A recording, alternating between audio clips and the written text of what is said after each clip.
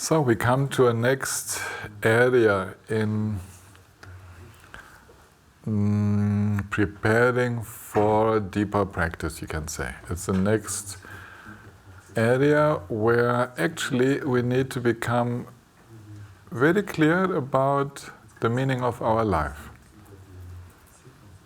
We are not going to simply adopt what others tell us that the meaning of our life is, because we both have seen over the years that if we have practitioners who simply follow the instructions and say, this is what I adhere to, and this is what I want to practice, and so on, then with the time, they feel there's a discrepancy between their innermost heart wish and the proposed spiritual path. It's not exactly the same. It's overlapping. That is a part which is the same, and there is another part where my personal motivations are a little bit different. I'll give you one example of someone who had finished the 3-year retreat. It was years ago, but it was a striking experience for me.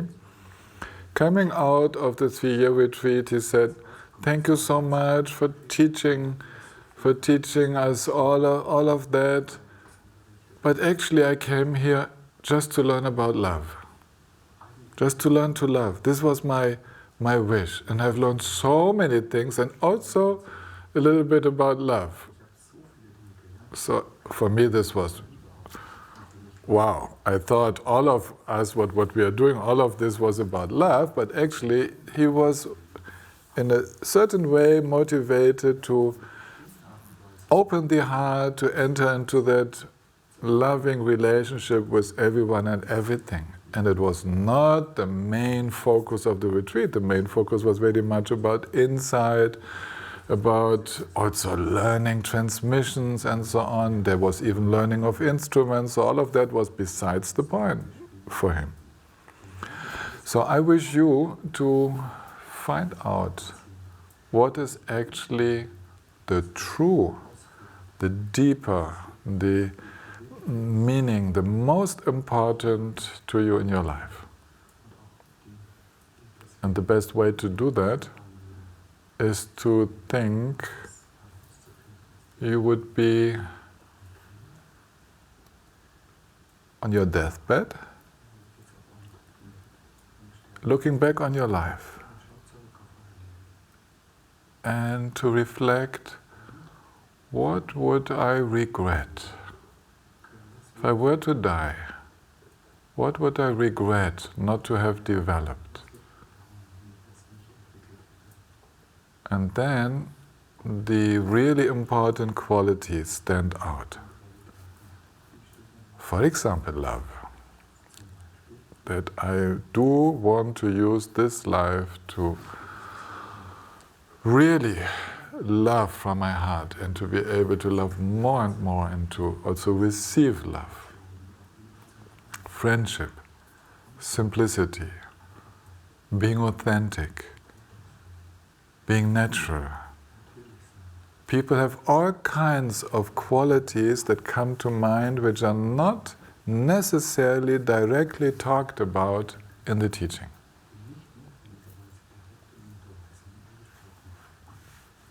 When doing this work with individuals, some come up with unforeseeable qualities, like they say, "I want to be wild." Wild? Oh, this is not being taught here. Yeah, but wild for them is the expression of free. It's a wild freedom, a freedom without constraints. It's like, and if we are not in touch with that, throughout the path, if we neglect that, we might become a good Buddhist, in the sense of a good religious practitioner, but we definitely don't become that free, wild person, unconventional, that we feel needs to live in us. So I encourage you to contemplate deeply what are the qualities that actually inspire me so much that I want to live my whole life for them. And normally, and this you can do at home, this is the moment to take out some paper and to write what comes immediately to your mind. The qualities that I want to live definitely, and I would regret not to have given them a chance, not to have developed them if I were to die now.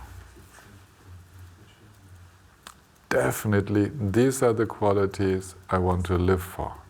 We're not talking about projects, we're talking about what is behind the projects. The sense of humor, for example. Fun, yes. Joy, yes, things like that. Being playful. There's all kinds of formulation which might come to your mind which are really expressing that deeper intention. So please, this would be the moment to take the time to clarify that.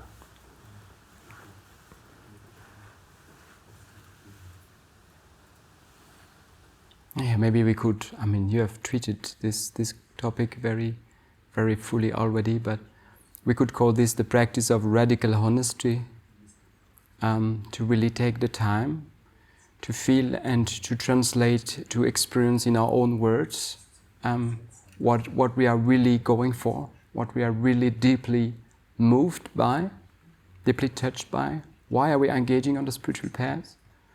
Independently from, as much as possible, from the teachings we receive about the motivation we are supposed to have. Yeah? Actually, when we look very closely, and this is something we can see in the work with people in retreat very, very clearly, when you look very closely, you express with your own words and you find these qualities, and actually the spiritual path, a genuine spiritual path, match these qualities. All these qualities that we are aspiring for, they are to be found within it. Even if you call this wild, being wild, or this is actually very much part of any genuine spiritual path. But often it is using another language, other symbols, metaphors, or sometimes it is also a little bit an old language, you can say. So we need to translate, and you need also to relate very much with other practitioners and teachers in order to ensure that we don't get something important lost in translation. Yeah, that we are really actually going for that path, and that path can provide us with, can lead us into these qualities that we are deeply aspiring for. So this is actually a big part of the modern work with practitioners nowadays, with everyone to make the match between our own aspirations, how we express them and how we feel them on the deeper level, and the language of spiritual path, the classic language of the Dharma, in our case. Yeah. So, and then, like Tillman said, at the end of the day, the key point is that, like Milarepa said, my Dharma is to die without regret. Yes, my practice, my spiritual path is to die without regret. So, to ensure that we can live in such a way that we die without regret. There is no reason not to live fully the way we wish our spiritual path. No reason.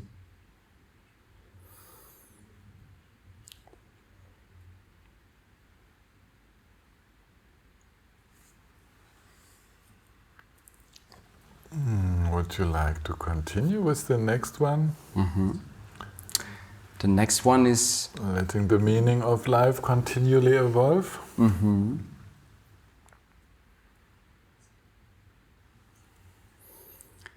I think it means that this dimension, so we have to find, as we just said, we have to find the match, we have to find that the spiritual path is truly ours, is truly our inheritance. And at the same time, we have to keep an openness. We have to keep a capacity to stay open, I would say, for the unknown. Because truth is, awakening or any very open experience is very difficult to foresee and to plan.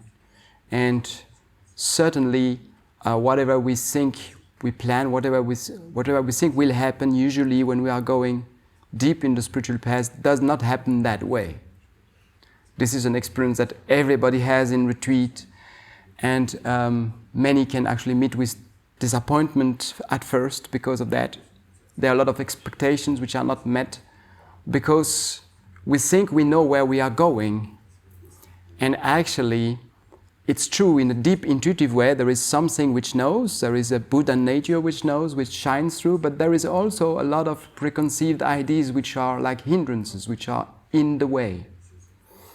And so I think to let the meaning of life continually evolve in the sense of also let really the life or experience, and as a discovery, it's a constant discovery. It's something that cannot be foreseen so easily. There is so much constant renewal of everything which can take place if only we stop imposing a frame, if only we stop repeating our experience. It's like we are mimicking our experience, we are like patching onto our experience a preconceived experience, a preconceived way to be, yeah?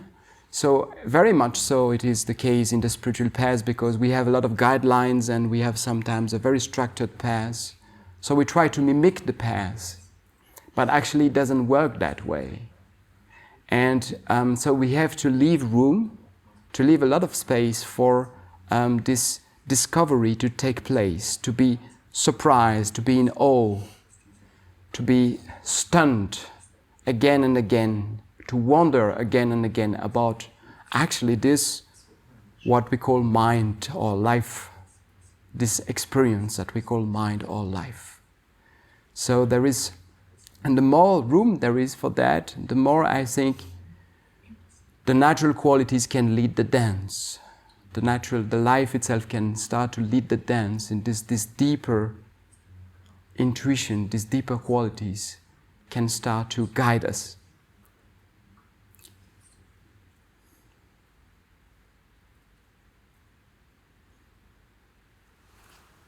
It's a little bit like following a thread. It's the red thread of our motivation, you can say. And it looks sometimes like a meander through life. It's like you seem to be going sometimes off on the wild side, then you go onto the very calm and kind of domesticated side, you get married and have children, whatever, but this is outside. When you know the motivation, you can see that there is a continuity through all the different situations. I'll give you an example from my life. I remember some stages very clearly. At 14 years old, the quality that I wanted to live for, I defined it as justice.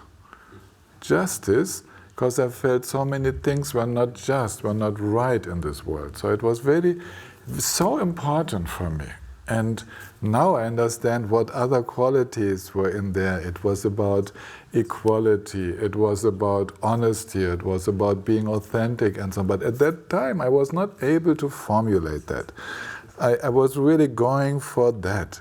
And when I was later on at 18, 19, choosing my profession, I wanted to help. I wanted to become a doctor, to help in the third world, but it was like helping the poor. But I was not really able to explain it in qualities. It was more like this attitude of justice going through, wanting to express itself in helpful action. And then I remember with 20 years old, 21 years old, the dominant thing was for me to be able to feel others, to be in resonance, to be able to understand them, but which was necessary in order to help them and in order to do justice to them. It's like when you understand your life, you go through the different stages in your life and you understand your motivation behind your decisions, your actions, and so on, and you find the deepest force inside. That's what we need to connect to. So a person will be happy finally in life when this person is true to its own, to her or his own deepest motivation. The initial motivations, and then they express differently in life. It seems to be a meander, it seems to be a curving and sometimes not so obvious. But actually, if you understand your own motivation and what's so important to you, then you feel the deepest inner coherence in your life. However incoherent the outer situations might be. Very different situations you have gone through. Change of countries, change of people, change of profession. Complete changes, seemingly. But it's the motivation carrying through. So identify those deepest motivations, and then we could definitely come to the next point. Which will be? Which would be? To know at every point, what is my motivation right now? It's a very important practice of awareness to be aware of what is truly motivating me now. What's motivating me to talk like this? What is motivating me to be listening to this? Genna Rinpoche called this a higher form of awareness, of sati, of drenpa. Drenpa in Tibetan, sati in Pali. The awareness of one's own deepest inner motivation as continuous as possible throughout the day. So actually it means, from the big purpose of our life, the big motivations that motivate us, to always be able to deduct, to feel the motivation for today, if it's in the morning, to feel the motivation for a new situation. When I open a door, I go into a situation, to know why I take the car, why I go into that room, why I open a discussion with a person, to be really aware and connected with my motivation right now. So there is a complementary work between this panoramic contemplation about our motivation. It was the previous point, to really clarify in a general sense, to feel the driving forces in a general sense, you can say in a statistic sense in your being, what comes again and again, and that is, you would define as your motivation. And then complementary to that, there is a moment to moment, a constant and ongoing inner look at what is really happening, at what is going on right now. And this is the area where also all kind of surprises can take place, yeah? Because we are coming in a finer perception, a finer contemplation and introspection into our motivation, into our driving forces.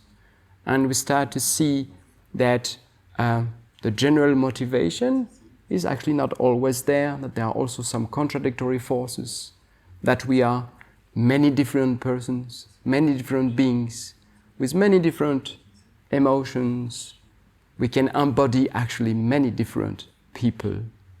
And this is in itself, I think, a very important part of already releasing our fixed ideas, letting our fixed ideas about ourselves or about the world, these two being interdependent, already be very much questioned. The work of awareness, of looking closely into our motivation, is already, you can say, clearing a lot of illusions about being a fixed person, always the same, just an angry person or a loving person. Yes, starting to see that actually all these forces are there, if we look moment to moment. And this is also already a strengthening of our capacity of empathy and compassion, which is developing out of that. With this finer perception of the moment-to-moment forces as they are, then we are actually expanding our sense of possibilities, our capacity of resonance with each and every one. Yeah? So this is already, this work of mindfulness, Drenpao awareness, mindfulness awareness is already taking place there at that stage in a very, very deep way, and can clear so many feelings of limitations, so many illusions already. It is very, very liberating already.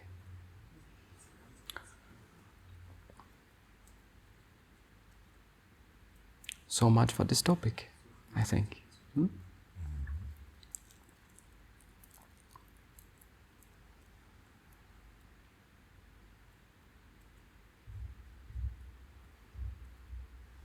So we have actually already started with the next point, which is to know my true or actual motivation. And here Johann was beginning to talk about the different emotions that could be there. So we have the awareness of the underlying motivation deeply for our life. You can say that deep motivation to become free, to become happy, to do it for all sentient beings, perhaps, if this is truly our motivation. But then there are these other personalities, these other aspects of ourselves where it is important to be aware when I'm motivated by anger, by desire, by fear, by pride. And I'm motivated by trying to be better, wanting to escape, wanting to have it easy. So I need to also be aware of all that. These different aspects in myself, which, if we look more deeply, actually prevent us from realizing our deepest motivation. They are, in a way, more superficial. They are the emotions, that which brings us into motion, same as motivation, which also brings us into motion. But these emotions are impulsive. They are not very much connected with our relaxed state of mind, where we have a deeper contact with our heart energy, with our heart qualities. They're very much connected with fear, very much connected with attachment, aversion. And from there, they set us into motion. They move us. They make us speak, act, and all of this because we are thinking a certain way. So awareness is twofold. There is the awareness of the driving force, that which is actually that driving force in our life that we want to enhance and give space to so that it can express itself and qualities can be realized. And then there are the forces that are influencing us, which kind of take us away, seemingly, from the path that we have chosen. If we look deeply, we will see that they are also connected with the deeper motivation, but they are a little bit twisted expression of that wish to be happy, that wish to be free. They come out in an emotional way, sometimes destructive way, but we will need to be aware of them and integrate them. And this will be the next series of little teachings.